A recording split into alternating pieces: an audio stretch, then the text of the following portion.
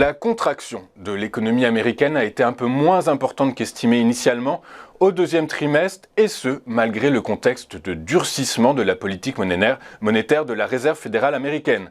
Le produit intérieur brut des États-Unis a reculé de 0,6% en rythme annualisé sur la période avril-juin, selon la deuxième estimation du département du commerce, publiée hier contre une baisse de 0,9% en première estimation. Les économistes interrogés par Reuters prévoyaient en moyenne une contraction de 0,8% au deuxième trimestre. L'indice des prix de base, lui, dit Core PCE, très surveillé par la Réserve fédérale, a été confirmé à 4,4% en rythme annuel après une progression de même ampleur au premier trimestre. Selon les données publiées ce jeudi par Pôle emploi et la DARES, le nombre de chômeurs inscrits à Pôle emploi en catégorie A, c'est-à-dire ceux qui sont sans activité et qui sont tenus de rechercher un travail, a légèrement augmenté en juillet. Le nombre de personnes inscrites en catégorie A est en effet passé de 2 946 500 en juin à 2 966 800 en juillet, soit une hausse de près de 0,7%. En juin, le nombre de chômeurs de cette catégorie A avait également légèrement augmenté de 0,46%. Néanmoins, en France métropolitaine, le nombre de chômeurs de catégorie A reste en baisse sur un an. En juillet 2021, on dénombrait ainsi 3 369 300 personnes inscrites dans cette catégorie. Ce total a donc baissé de 11,9% depuis l'été dernier. Le nombre de demandeurs d'emploi inscrits en catégorie A, B et C, c'est-à-dire qui inclut également les personnes en activité réduite tenues de rechercher un emploi, est lui aussi en baisse sur un an de moins 8,07%.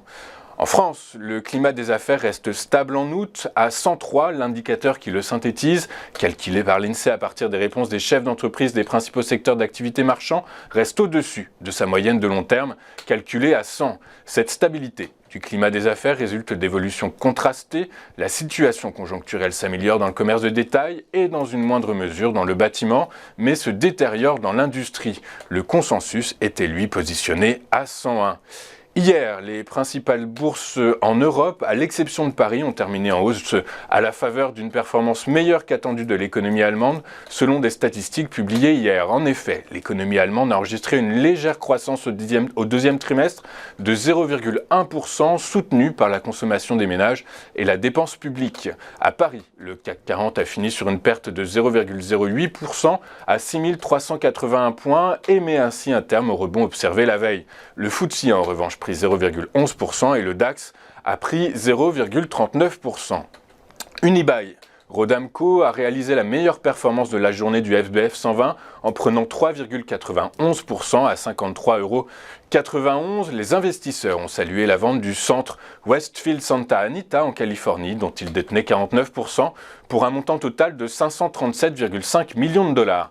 A l'inverse, Maisons du Monde a reculé de 1,82% à 10,24 €. Les cours du pétrole ont reculé jeudi au cours d'une séance très volatile, réagissant à des commentaires officiels sur l'éventualité d'un retour du pétrole iranien sur le marché dans le cadre d'un possible accord sur le dossier nucléaire.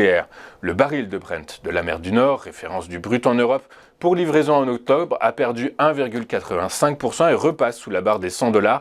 Le baril à 99,34 $. Le WTI pour livraison le même mois a chuté de 2,49% à 92,52 $. Le dollar s'est légèrement détendu hier à la veille d'un discours crucial du président de la Réserve fédérale américaine et à la suite de mesures du gouvernement chinois pour doper son économie. Ces deux facteurs ont eu pour conséquence d'éloigner les investisseurs des valeurs refuges. L'euro s'est donc légèrement raffermi en prenant 0,09% à 0,9974 $ pour 1 euro. Le Bitcoin a quant à lui mis fin à 3 séances consécutives de hausse. Il a cédé 0,35% à 21 575 $. L'Ethereum, lui, a pris 1,27% à 1700 $. Et signe là sa 3e séance consécutive de hausse. On va marquer une première pause et juste après, on vous fera vivre l'ouverture de la Bourse de Paris en direct et décryptée par Antoine Quesada. Tout de suite sur Téléfinance.